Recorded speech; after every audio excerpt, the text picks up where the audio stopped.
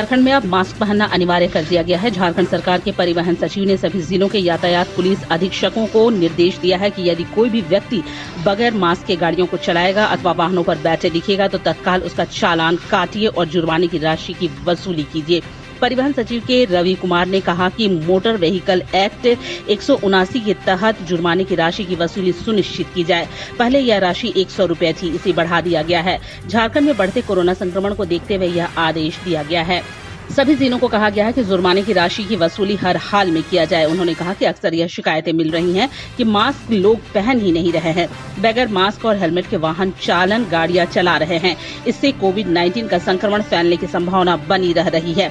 उन्होंने कहा कि सरकार की तरफ से कोरोना संक्रमण को रोकने के लिए कई एहतियाती कदम उठाए जा रहे हैं और सरकार के आदेश का पालन कराना सभी जिलों के अधिकारियों को जरूरी है। झारखंड में कोरोना संक्रमित मरीजों की संख्या 20,000 से अधिक हो गई है। मुख्यमंत्री आवास, पुलिस के बैरक, थाने, अस्पताल, बैंक, झारखंड हाईकोर्ट समेत कई विधायक भी कोरोना की चपेट में आ गए हैं।